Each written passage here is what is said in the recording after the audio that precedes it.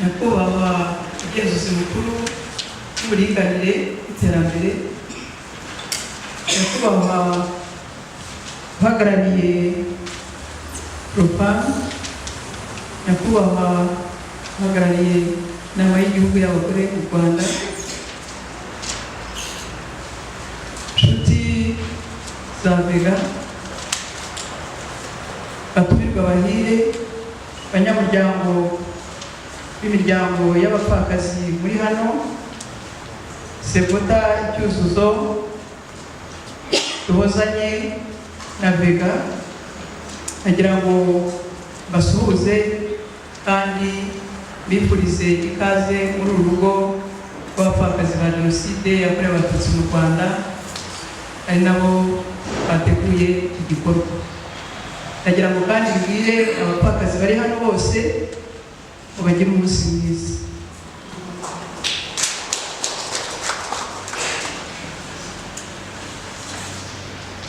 Fashe kandi uyu mwanya kugira ngo mbahe ikaze muri iki cyicaro kandi natangize iki gikorwa gishingiye ku biganiro tugiye kuganira hano muri uru rwego rwo kugira ngo twizihize uyu munsi w'abapfakazi ku isi hose.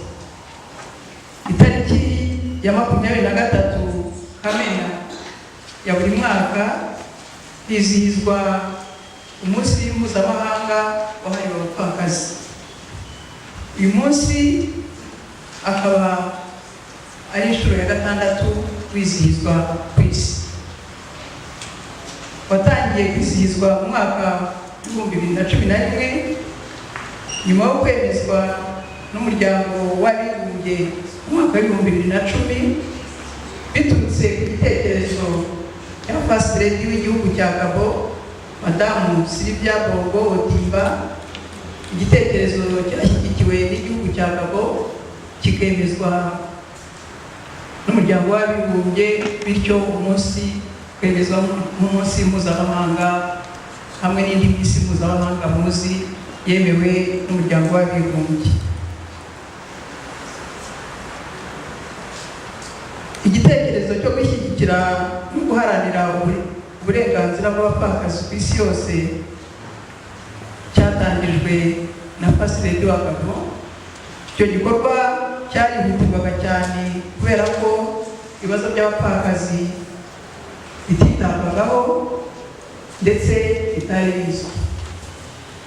Ibihugu byinshi cyane cyane byo ku mugabane wa Afurika byashyigikiye icyo gikorwa kuko benshi babonaga ko byari bikenewe. Uwo munsi rero wabayeho gutuma isi yose itekereza by'umwihariko ku bibazo by'abapfakazi ku isi. Abapfakazi bose ku isi bagera kuri miliyoni 259. Muri bo hafi yabo icya kabiri cyabo baba mu bukene bwinshi. Abapfakazi kandi mu bihugu byinshi cyane cyane byo ku mugabane wa Afurika bahabwa akato gakomeye cyane. Birukanwa mu byabo iyo abagabo babo bamaze kwitaba Imana, bitwa abarozi, bafatwa ku ngufu cyangwa bagahatirwa gushaka undi muntu wo mu muryango w'umugabo. Imibereho y'abapfakazi irushaho kuba mibi ku bari mu bihugu birimo intambara. Ihohoterwa rishingiye ku bwoko ryiyongera ku bimerera nabi abapfakazi ku isi. Kugira ngo ahangaha abapfakazi bari muri Afurika babitangira ubuhamya. Mu bihugu bimwe na bimwe abapfakazi ntibemererwa kongera gushaka. Aha twavuga nko mu gihugu cy'Ubuhinde aho umupfakazi yapfakaye bamufungira ahantu kugeza igihe ubuzima bwe burangiriye. Bahabwa akato, barasuzugurwa birenze ku buryo bashyirwa ahantu nka bonyine kugeza barangije ubuzima ku isi. Nyamara ibyo bihugu bikwiye kumenya ko gufata nabi no guheza umupfakazi n'abana babo n'abapfakazi n'abana babo ari ikimenyetso gikomeye cyo kwica uburenganzira bwa muntu, kikaba n'inzitizi y'iterambere. Hari ibihugu ariko byateye imbere mu guha uburenganzira abapfakazi bo muri ibyo bihugu. Muri Afurika u Rwanda ruhagaze neza.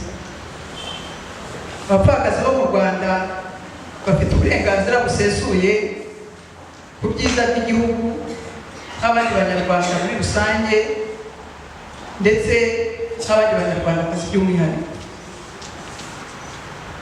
Ku buryo burambuye ku byerekeye abapfakazi bo mu Rwanda, reka mbiharire umwanya w'ibiganiro aho tuza kubirebera hamwe no kubyunguranaho ibitekerezo twese. Mu rwego rwo kuzirikana ku buryo bwihariye uruhare rukomeye rw'abapfakazi bo mu Rwanda mu kubaka igihugu, umuryango wa Bega Gahozo ushyigikiwe na Migeprof ku bufatanye n'indi miryango y'abapfakazi ariyo Duhozanye, Icyuzuzo, Sevota na Bega nyine, wateguye ihuriro ryo kungurana ibitekerezo kuri urwo ruhare. Intego y'iri huriro niyo guhuza urubuga rw'ibitekerezo abapfakazi baturutse mu miryango itandukanye, abavuga rikumvikana, ndetse n'abagira uruhare rukomeye mu bijyanye n'uburenganzira bw'umugore. Urwo rubuga rugamije gutanga amahirwe yo gusangira ibitekerezo ku birebana n'inzira, ubuvugizi, uruhare rwihariye rw'abapfakazi mu kubaka igihugu ku bufatanye n'umuryango nyarwanda ndetse n'ubuyobozi bw'igihugu. Impamvu umuryango wa Bega Gahozo wateguye kwizihiza uyu munsi ni ukugira ngo abapfakazi bo mu Rwanda twerekane ko dutandukanye cyane na bariya bapfakazi nababwiye bafungiranwa batagira uburenganzira. Abapfakazi bo mu Rwanda bafite agaciro n'uburenganzira mu gihugu cyabo, bikaba byaranabafashije kugira uruhare mu iterambere ry'umuryango nyarwanda.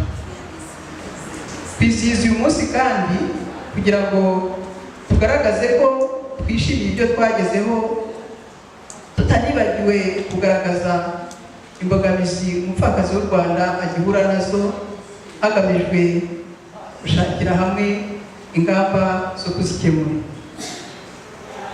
Kwizihiza uyu munsi kugira ngo tugaragaze ubufatanye hagati y'abapfakazi n'inzego za leta, ndetse no hagati y'abapfakazi n'abandi bafatanyabikorwa, ndetse no hagati yabo ubwabo. Kwizihiza nanone uyu munsi kugira ngo habeho umwanya wo gutekereza ku rugendo rw'iterambere, ubuvugizi n'uruhare rukomeye rw'abapfakazi mu iterambere ry'igihugu.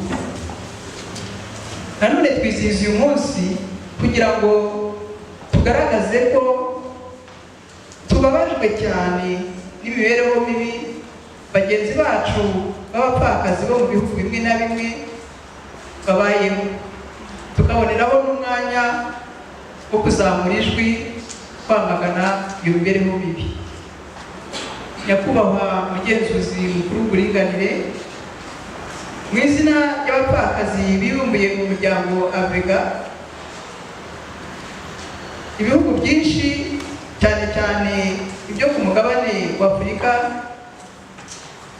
byashyigikiye icyo gikorwa kuko benshi babonaga ko byari bikenewe.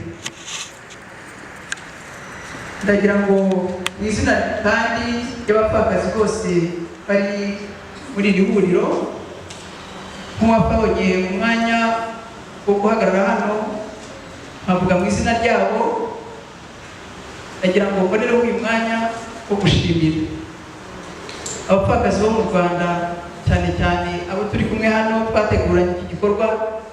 Barashimira cyane leta y'u Rwanda. Iyo umuntu yumvise by'abandi bapfakazi bo mu bindi bihugu babamo, tukaba twebwe ibyo bintu tutabizi, niyo hagira ababa mu bukene ariko bafite agaciro, bafite n'uburenganzira, ibyo ngibyo iby'ahandi tubyumva nk'amateka kubera ko leta y'u Rwanda yahaye agaciro abapfakazi kugira ngo nabo biyumve nk'abandi banyarwanda ndetse nk'abandi banyarwandakazi nk'uko n'ubundi leta yacu ishyigikiye abagore muri rusange.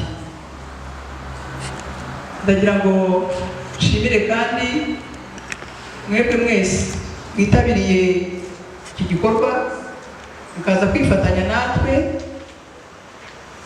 ndetse nkashimira by'umwihariko abagiye kuduha ibiganiro kugira ngo dushobore kuzirikana ibijyanye n'ibirebana n'uruhare rw'umupfakazi mu iterambere n'ibindi mu kanya kaza kuza.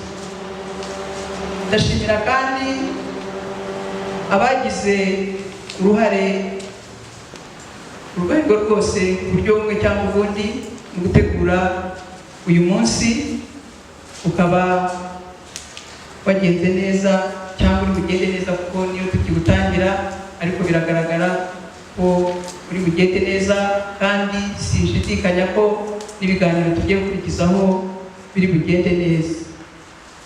Nkaba rero nongera kubashimira mwese kugira ngo bonereho no gutangiza uyu mwanya w'ibiganiro n'andi magambo yose agiye gukurikiraho, gutangiza uyu mwanya urubuga tugiye kujyamo mu rwego rwo kwizihiza umunsi mpuzamahanga w'abapfakazi. Murakoze.